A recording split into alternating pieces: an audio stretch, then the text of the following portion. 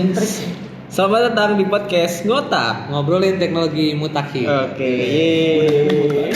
Gak jelas ya? Gak jelas ya, gak apa-apa lah. Oke. Gimana Raka?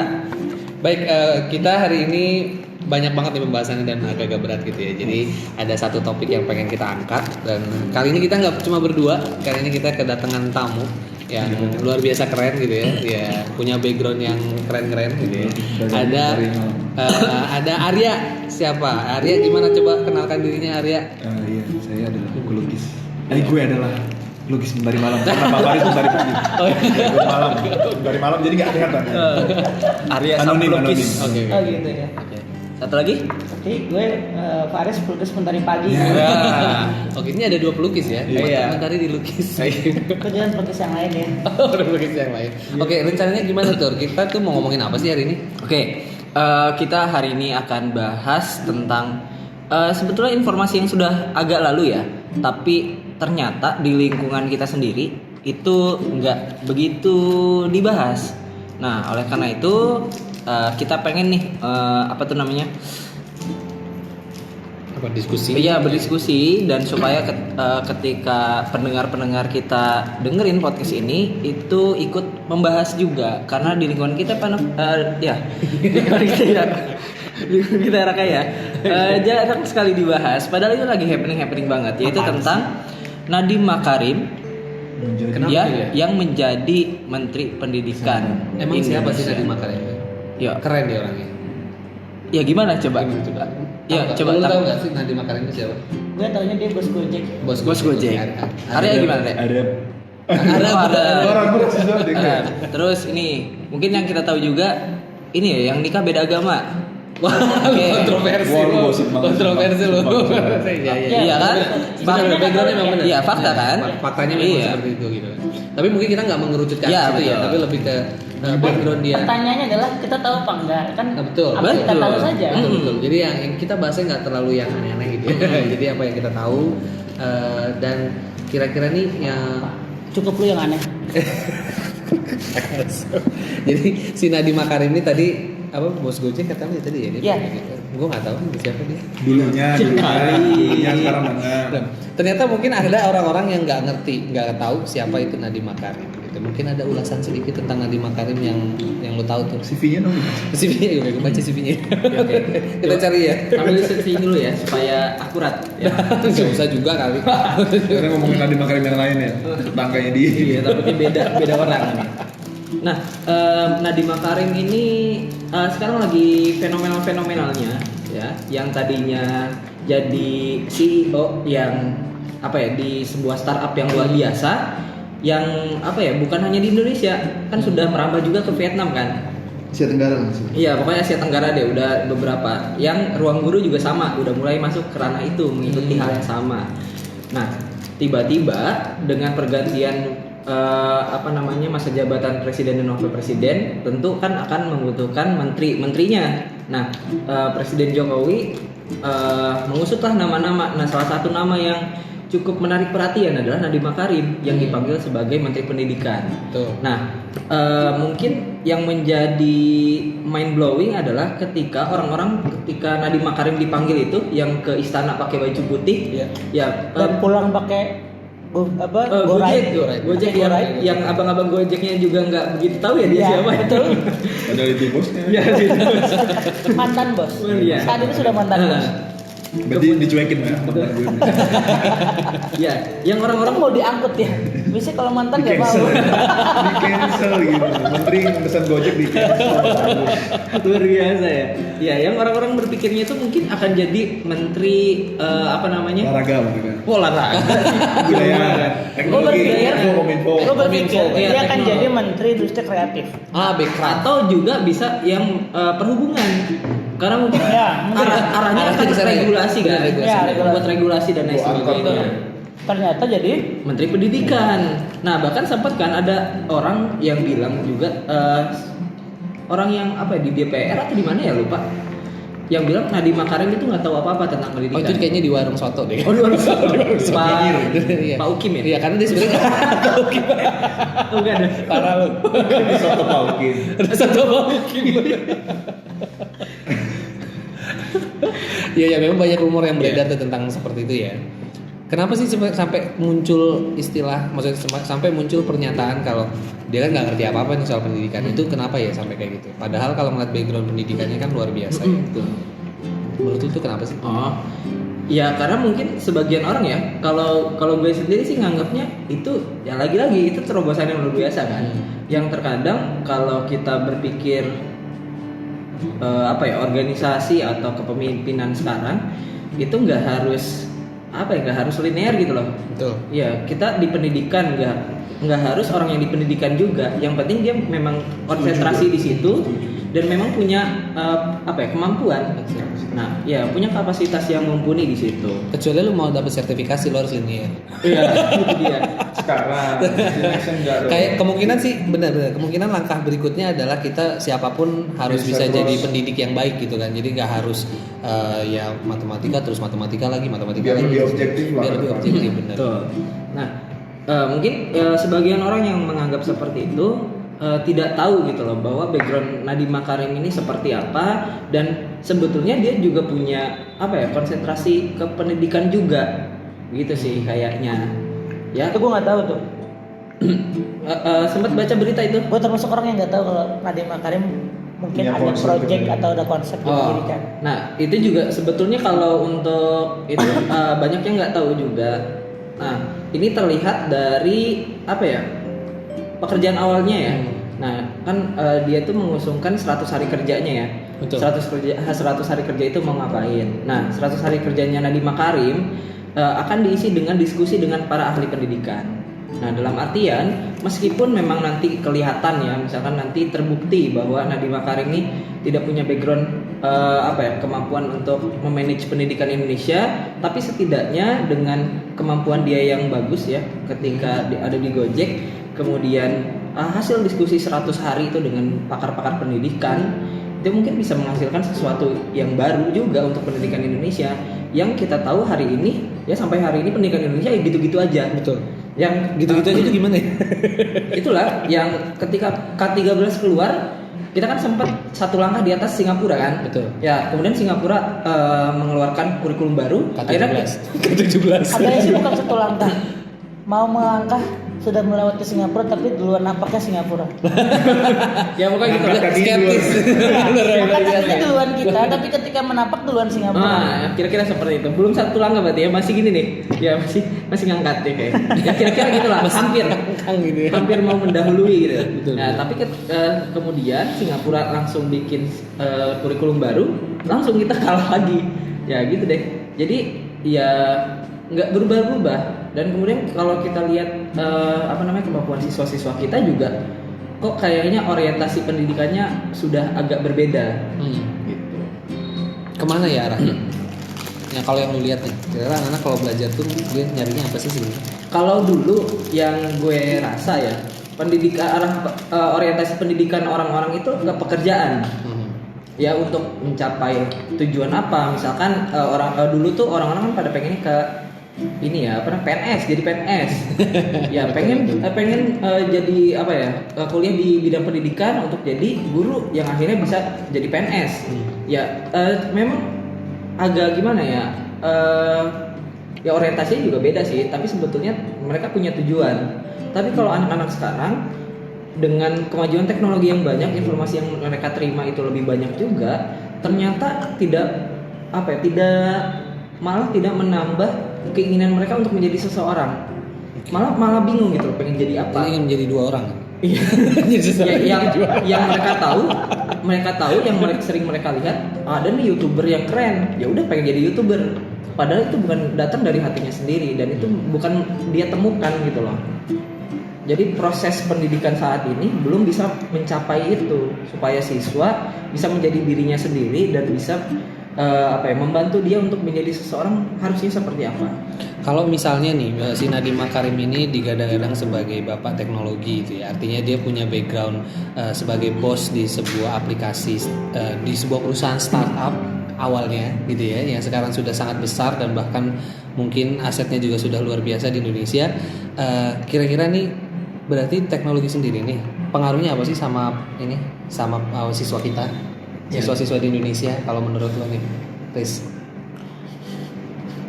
Ya, kalau pengaruh teknologi pasti tidak hanya di pendidikan. Sekarang semua siswa kalau tadi berpikir, Bro Fatur bilang zaman dulu maunya jadi PNS, zaman sekarang kayaknya anak-anak lebih ingin jadi YouTuber. Bikin vlog, lalu yang suka traveling akan bikin vlog traveling, yang suka makan akan Jadi mukbang.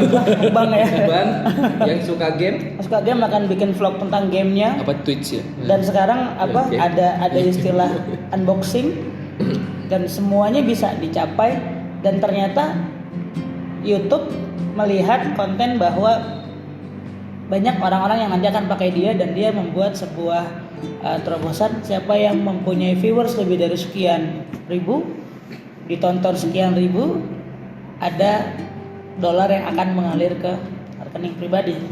Ya, walaupun dengan syarat dan ketentuan yang berlaku, tapi pada dasarnya itu semua adalah karena teknologi. Jadi pandangan teknologi itu sudah berbeda. Kalau zaman dulu teknologi kita pakai untuk belajar, kalau sekarang teknologi dipakai untuk senang-senang tapi dapat uang.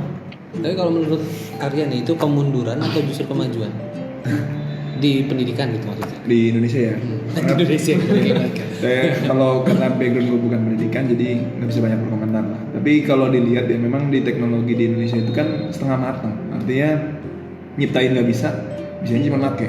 Tapi sementara perkembangannya kencang banget. Jadi kalau mau ngikutin mencipta ya telat pasti kan gitu. Tapi kalau ngikutin gini terus ya akan ngikutin arus aja gitu. Ntar YouTube mungkin sekarang lagi in gitu kan. Mungkin next 10 atau 20 tahun lagi ganti lagi produk gitu kan. Nah kalau kita nggak pernah mencipta ataupun nggak ada pengalaman sama sekali dalam proses pembuatan teknologi itu, ya selamanya kita hanya akan mengikuti roda-roda teknologi itu. Dan itu memang bernilai rupiah karena memang lagi happening gitu kan. Tapi kalau nanti sudah enggak lagi, itu bakal susah gitu kan. Kembali ke topik tadi si Nadiem Makarim, kalau gue boleh berkomentar, memang kan di Indonesia ini ketertinggalannya kan bukan 1-2 tahun gitu kan. Ketertinggalan lama banget gitu kan, jauh banget dengan misalnya Amerika ataupun negara-negara maju lainnya. Jadi ketika ada terobosan baru memang challenging banget gitu kan. Dia harus menantang semua masalah gitu ya. Dari jangankan yang di daerah gitu, yang di pusat aja masih banyak masalah gitu kan. Jangankan untuk model belajar gitu kan, bahan ajarnya aja mungkin belum ada gitu kan di daerah. Tempat belajarnya aja masih masalah gitu. Lu tahu kan yang kemarin sekolah rubuh? Iya. Itu kan tempat belajar yang masalah. Makanya kan di kementerian itu kan nggak cuma sekedar membuat teknologi pembelajaran, tapi mengurus yang ada aja belum. Makanya tadi tantangannya adalah apakah mungkin oke di teknologi dia punya banyak channel dan lain-lainnya, tapi apakah di pengaturan dan di policy-nya di pendidikan itu bisa maju nggak gitu kan? Karena sebelum-sebelumnya kan ada misalnya yang jadi pembicaraan juga Anies Baswedan misalnya. Betul. Itu pun putus di tengah jalan gitu kan proyeknya dia gitu Karena kan. dia jadi ini ya. Iya dia kan diganti. Jadi pecat. Diganti dengan proyek yang banyak itu dia diganti. Ini kan kelemahan parlemen di Indonesia kan gitu kan. Pemerintah Indonesia 5 tahun belum beres sudah ganti lagi kurikulum, ganti lagi buku, ganti lagi. Ya selamanya kita akan menikmati keganti-gantian itu nggak akan pernah selesai gitu. Makanya sampai sekarang misalnya kita tanya aja anak SMP deh mau jadi apa, lebih bingung daripada nanya anak TK gitu kan. Kalau anak TK masa nyeplosnya jadi guru, jadi polisi, jadi dokter gitu kan. Ketika dia melihat kondisi di Indonesia, jadi apa ya gitu kan. Padahal bisa jadi gitu ya. Memang belum ada jobnya dia nanti di masa depan gitu kan.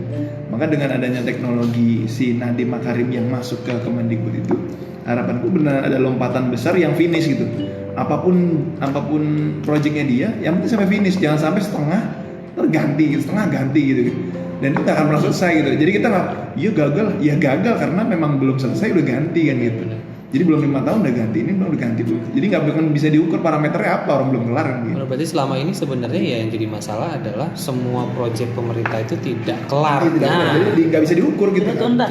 Tidak tuntas. Dan setiap orang yang menggantikan menteri, misalkan menteri pendidikan punya baru gitu loh. Memang pada dasarnya K13 itu melanjutkan kurikulum KTSP, tetapi untuk secara keseluruhan sosialisasi kepada guru-guru juga ya jauh berbeda gitu. Iya. Nggak yakin dengan misalnya kemarin informatika dihapus, dilekatkan ke semuanya. Sekarang ada lagi. Bener. Begitu ada lagi langsung ada materi programming yang banyak banget gitu kan. Nah itu kan nggak mungkin stepnya langsung ujuk-ujuk jalan gitu. Kan sebelumnya nggak ada ya. Iya, dulu nggak ada, tiba-tiba ada, tiba-tiba ntar mungkin semua mata pelajaran ada programmingnya mungkin bisa jadi gitu. Serem banget ya. Iya, jangan kita yang di kota aja anaknya pusing, apalagi anak-anak yang di daerah banget gitu kan. Jangan kan mikir programming, mungkin megang komputer tiap hari aja nggak bisa gitu, terus gimana gitu kan. Nah kadang teknologi itu hanya jadi facility, bukan sebagai penyelesai masalah-masalah yang banyak tadi itu. Soal rubuh kan nggak mungkin kita pakai teknologi dalam menyelesaikan gitu. Itu regulasi yang standarnya aja belum beres gitu. Jadi memang Nadiem Makarim jadi Kemendikbud, gue sih nggak terlalu yakin banget gitu bisa menyelesaikan semuanya, karena ya nggak cuma soal teknologinya aja di pendidikan gitu kan. Tapi setidaknya ada tantangan, baru. ada tantangan baru. Tapi mungkin nggak sih sebenarnya ini penunjukan Nadiem Makarim ini semacam jualan dari kementeriannya. Jadi artinya ini dengan mengangkat Nadiem Makarim berarti otomatis nih animo masyarakat yang begitu besar terhadap sosok ini membuat tingkat kepercayaan terhadap pemerintah jadi lebih tinggi. Gitu. Cuman endingnya adalah gimana si Nadiem Makarim ini tadi itu ya mengemban amanah yang begitu besar, apalagi dia mengemban duduk di kementerian yang pos-pos ini sangat besar dibandingkan dengan yang lain. Gitu. Kementerian itu benar, artinya itu dia sangkut pautnya terhadap yang lain juga cukup besar gitu. Nah, kira-kira nih kalau menurut Tutur adanya Nadiem Makarim ini, lu punya harapan apa nih? Selain tadi artinya yang penting tuntas gitu. Kalau itu artinya kan terlepas dari menterinya siapa. Kalau lu lihat Nadiem sendiri, lu kepengennya itu pendidikan jadi kayak gimana sih? Oke. Kalau gue lihat Nadiem Makarim ya, yang pasti gini, dengan dia punya background yang cukup hebat gitu ya di Gojek, berarti dia punya kemampuan manajemen yang bagus gitu loh untuk mengelola sesuatu untuk mencapai tujuan di bidangnya. Nah sekarang dia ganti bidang nih ke bidang pendidikan, yang mau nggak mau dia harus nge-push dirinya sendiri ya, dibantu dengan jajaran-jajarannya untuk mengedepankan pendidikan yang kira-kira harusnya seperti apa. Yang harapannya sih kayak gitu sih, sebenarnya simple. Kalau dulu gue punya pengalaman dari kakak kelas yang ngasih video tentang pendidikan di Papua, yang bahwa pendidikan kita tuh benar-benar belum merata gitu. Untuk benar tadi kata Arya, di pusatnya aja belum tuntas. Nah apalagi untuk masuk ke daerah-daerah seperti itu. Nah yang pasti tugas pertamanya Nadiem ya mungkin dengan bantuan teknologinya ya, dengan bantuan background teknologi yang bagus ya, mungkin pertama pemerataan dulu, karena itu PR banget, dari dulu nggak pernah selesai. Nah mungkin yang harus selesai pertama dulu pemerataan, bagaimana semua anak di Indonesia itu bisa merasakan pendidikan, entah pendidikan yang seperti apa, yang pasti berbeda dengan yang di pusat dengan yang di di pelosok akan berbeda memang. Tapi sejauh apa dia dapat pendidikannya, karena setahu gue itu memang untuk gurunya aja di sana nggak ada. Iya. Ada mungkin beberapa guru, ada beberapa guru pun diimpor ya dari gurunya, kota-kota besar. Betul, kayak misalkan dari kotanya lagi. Ya dari kotanya, dan itu pun terkadang gurunya jarang masuk. Karena jauh, karena harus nyebrangin pulau. Nyebrangin pulau gitu. Nah, ketika masuk pun Ninjahatori lah ya. ketika masuk pun itu dia terkadang ngajarnya juga nggak begitu gitu loh. Dan itu lagi-lagi fasilitas juga mempengaruhi. 5 kelas itu bisa jadiin satu kelas. Jadi bagi 5 tuh papan tulisnya. Ya, 5 level ya, 5 jenjang berarti. Iya, 5 ya 3 level, 4 level gitu. Bisa seperti itu. Itu bisa dibayangkan lah perbedaannya seperti apa. Nah, harapannya ya jelas itu pemerataan dulu, barulah setelah itu rata, nggak boleh lah dipikirkan ke segmen-segmen yang lain. Kayak misalkan inovasinya untuk Indonesia apa gitu. Yang pasti memang inovasi harus selalu dibarengi gitu loh. Harus bareng jadinya. Penyelesaian dan inovasi harus bareng. Nah tapi coba harapannya juga Nadiem Makarim ini bisa tahu gitu bahwa celah di pendidikan Indonesia itu yang mana. Betul. Jadi mana yang harus diperbaiki lebih dulu. Ini ada program Nadiem Makarim dengan tahu nggak sih anggarannya itu seberapa besar? Tahun depan itu rencananya Kementerian Pendidikan bakal dapat 35,7 triliun. Ya artinya itu gede banget ya. Dan ini ada program-program yang menurut gue menarik, dan ini karena banyak banget yang baru gitu kan. Contoh kayak program yang pertama nih, mari kita berkomentar ya gitu. Program Indonesia Pintar ini perlu banget kita bahas Tapi nggak mungkin sekarang karena kita perlu tahu nih dalamnya Lebih kayak gimana sih Iya. program Indonesia Pintar ini sampai 17,9 triliun. Kayak Apa bedanya sama kartu Oh Indonesia iya, Pintar? oh iya, Iya, benar. Itu Jadi kan nanti- program Program pimpinan kartu dia. presiden tahun Betul, lalu. makanya jadi ini kita perlu bahas banget setelah dia mungkin menjabarkan Iya, kira-kira udah apa mulai sih ada progres lah. rincinya Iya. seperti apa gitu kan. Kalau sekarang kan kita nggak fair mengomentari Ya, yang betul. belum ada bentuknya. Kemudian dia juga menyentuh SMK nih. Jadi sarana pendidikan antara lain untuk revitalisasi SMK dengan menggunakan pendekatan baru multiple treatments yang dinamakan paket program revitalisasi SMK. Jadi dia ada fokus di SMK ini sampai 3,6 miliar. Kecil ya dibanding yang tadi 17 triliun. Oke. Terus kemudian sertifikasi guru masih ada ya, masih linear kayaknya. Masih linear kayaknya. Ya. Ini 40 miliar. 40 miliar se-Indonesia. Enggak tahu itu. Gua enggak lah, kementerian loh. 40 Hanya miliar. 40 miliar. 40 miliar. Tahun lalu Artinya- berapa? Ya, gua nggak tahu sih. Cuman artinya gini, tingkat kesejahteraan guru tuh sebenarnya kalau kita bandingkan dengan negara tetangga kita itu di Indonesia jauh banget. Jadi Walaupun bagi provinsi aja 33, Betul. berarti kan semiliaran lah kali. iya. Semiliar bagi Tahu kan?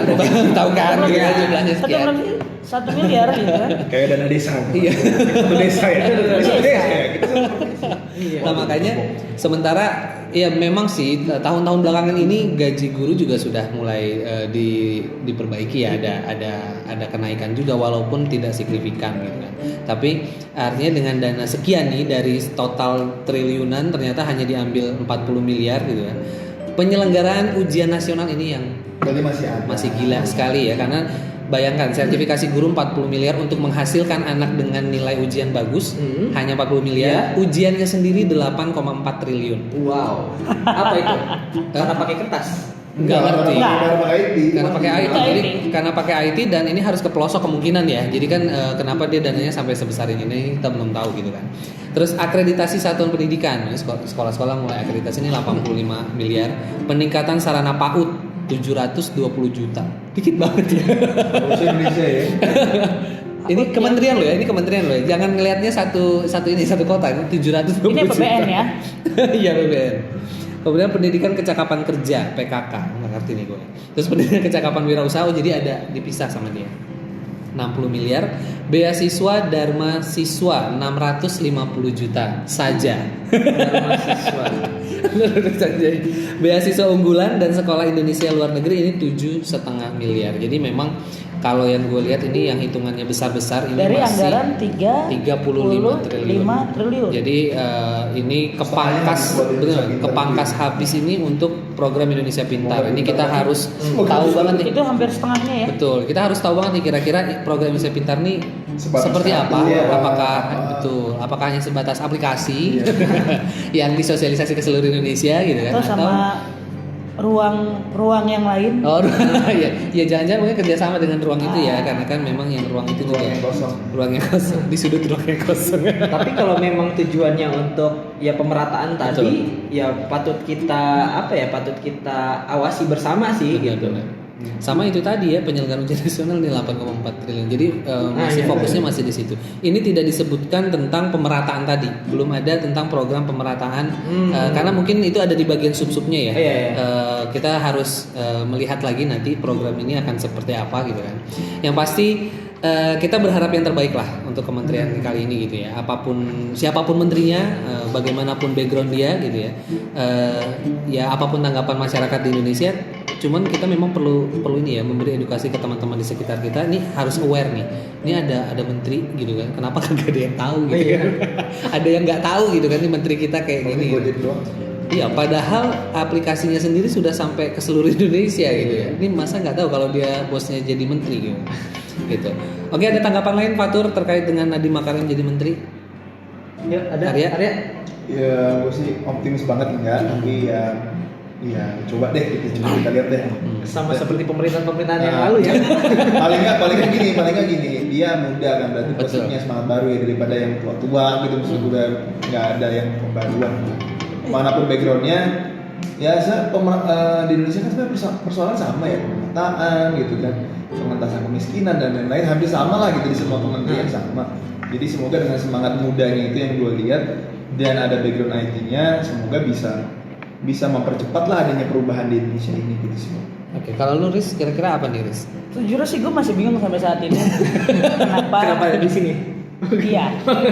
Kenapa dia gitu? Kenapa Nadiem Makarim diangkat jadi Menteri Pendidikan gitu? Karena ya kalau urusan lobby politik, urusan bagi-bagi jatah, walaupun diklaim tidak ada bagi-bagi jatah menteri, sudah menjadi Sulit rahasia lah, umum lah ya. sulit Karena hampir Kelihatan sih. kelihatan dari sekali susunannya. banyak pimpinan-pimpinan partai yang ada di sana. Hanya satu yang memang menarik diantaranya selain urusan politik yang kita tidak membahas itu Nadiem Makarim yang jatuh ke pendidikan. Apa itu juga, apa? arahnya kemana gitu? Jadi Utama. Wisnu Itu Tama. utama. Ya. Gitu. Oke, Walaupun nanti Wisnu mungkin utama, next time kita bahas Wisnu Tama. ya mungkin lain kali ya. Tapi Nadiem Makarim Lebih yang craft, jujur gue nggak pernah dengar dia tentang pendidikan. Gue tahu tentang bisnis. Dia mengasih kuliah-kuliah umum bisnis, berikan motivasi bisnis. Biasa untuk para penggiat startup yang ada di Indonesia. Sekarang jatuhnya ke pendidikan. Gue nggak ngerti maksudnya mau dibawa ke arah mana, atau mau ke teknologinya, ataupun mau ke ide kreatifnya, ataupun yang lain. Yang jelas ya, gue pasti nunggu dia mau bergerak ke arah mana. Jangan sampai yang sudah terdahulunya, kalau kata Arya tadi, sudah berjalan dipotong, atau yang nggak jelas mau ngapa-ngapain tapi lebih lama masa jabatannya gitu. Siapa itu? Nggak usah sebut. Sayang. Ya, masih disebut lah siapa, menteri apa nggak usah. Tapi yang jelas kita tunggu terobosan baru dari si orang muda. Dan jangan sampai, yang terakhir adalah jangan sampai negara kita cuma ikut dipanas-panasin sama Malaysia. Karena Iya. Malaysia punya menteri pemuda dan olahraga yang orangnya benar muda. Jangan sampai kita cuma dipanas-panasin ikut-ikutan. Udah 2. Kemarin tuh Iya. Dibahas lo ya. Ya, ini jangan sampai kalau gue masuk gue pikirnya kayaknya nih cuma dipanas-panasin doang sama media gitu, karena ketika menteri olahraga di Malaysia dan di blow up sama media, mulai bermunculan nama-nama para pemuda yang akan jadi menteri. Masalahnya bukan modanya, tapi masalah siap atau tidaknya. Oke, tapi ini deh, baru ingat dengan terpilihnya Nadiem Makarim sebagai Menteri Pendidikan dan macam Wisnu Tama ya, itu akan mendorong anak-anak muda baru yang semangat. memang sebelumnya tidak punya keinginan ya, atau Berpikir.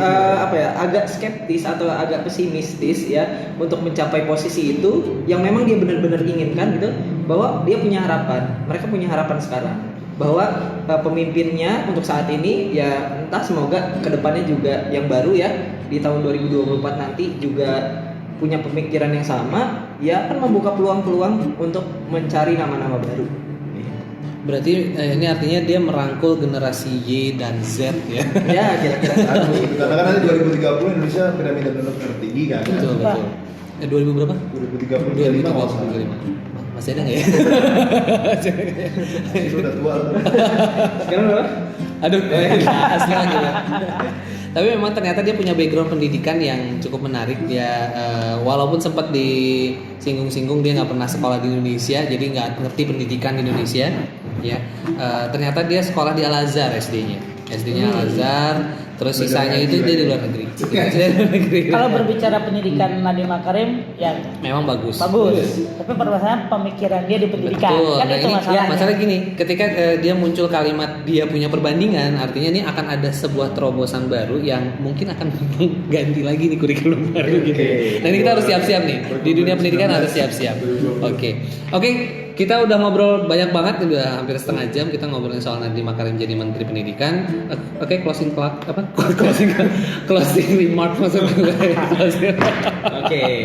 Nah, dengan diangkatnya Nadiem Makarim ini sebagai Menteri Pendidikan menimbulkan banyak pro dan kontra ya, menimbulkan beberapa orang yang pro dan beberapa orang yang kontra juga. Tapi terlepas dari pro dan kontranya, kita sebagai rakyat Indonesia, sebagai pemuda-pemudi ya harus mendukung apapun yang sudah terjadi. Ya, kita belum berhak untuk mengomentari atau menyalahkan apa yang sudah ada karena memang belum terjadi juga gitu loh, belum dibuat programnya dan belum dilaksanakan ya, dan jadi belum kelihatan.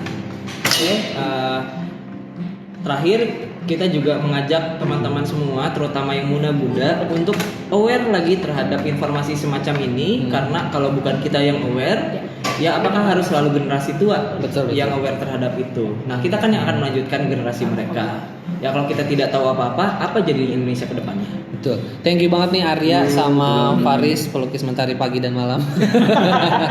Sampai jumpa lagi di ngotak ya di episode berikutnya. Salam ngotak.